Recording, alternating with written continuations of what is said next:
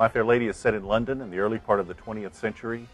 Professor Henry Higgins is a professor of linguistics, and he decides to take a common Cockney girl, Liza Doolittle, and teach her how to speak properly so that she can be taken as a lady when she goes to Buckingham Palace. It's your basic boy meets girl, boy fights with girl, but they really like each other and they figure it out by the end.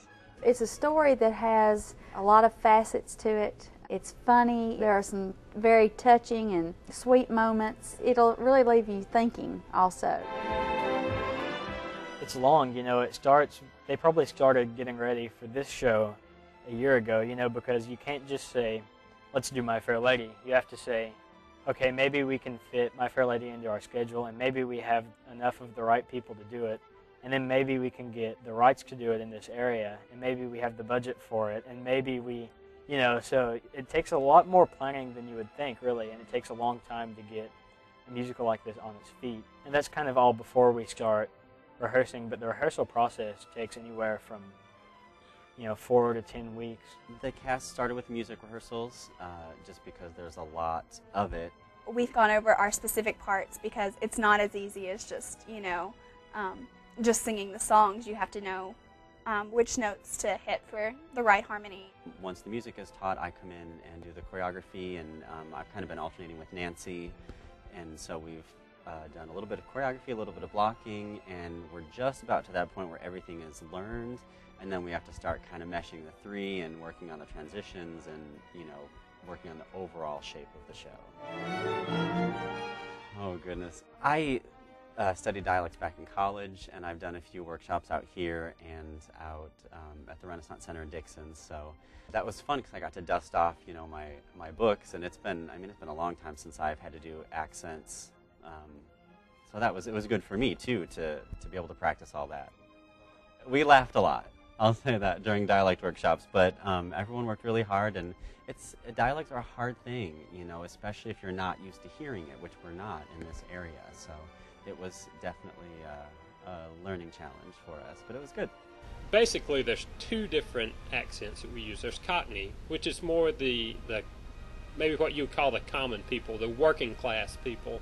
The other one is more what we would think of as a standard English accent, more the upper class people in the show you see using it. I was fortunate in that I lived in England for 3 years and have a lot of friends whose accents I can borrow when I work with Professor Higgins. I didn't realize before I went over there how many different English accents there are. It seems like every little county over there has a slightly different variation. So I was able to learn what they call a home counties accent, which is the traditional British accent, where you pronounce your words properly and speak very clearly and carefully. Then there's also the Cockney accent, which is a little bit more lazy kind of accent. That's what a lot of these folks are talking about, because they're just not quite as educated as some of the others are. But then there's also there's northern accents, like Ringo Starr from the Beatles, talking like he's from Liverpool.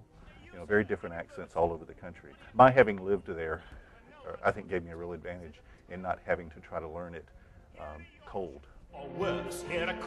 I actually go by the music and the flavor of the music, and I listen to it a million times, and I kind of sketch out a basic outline for the number, and then, I'll hear something in the music, and I'll, write down, oh, I want to do this here, or, I want to, make sure and try to add this move here, and then I'll kind of go back and flesh out the sections. It always looks one way in my head and then another way with bodies, especially with a big cast. So, the more I choreograph, I'm better about being flexible like that, because I'm kind of a little OCD in that respect anyway. But and as I do more of it, it's gotten easier to adapt as I go. And that way you can play to everyone's strengths. Learning the dances is challenging. I've done a few shows, a few musicals, and so it's gotten easier as time has gone on, but it's definitely not the easiest thing, but Brian is our choreographer, and he's very patient with us, and it gets easier the more shows that you do. And it's amazing. You always start out and you think, well, we're never going to learn this, we'll never get it right, and then by the end it's like it's almost impossible to do it wrong because it's so ingrained and it's such a routine and just a habit of doing these particular numbers, and it's always a lot of fun. As long as they pronounce it properly. To get tickets, you can call 931-289-ARTS. That's 931-289-2787. Adult tickets are $15.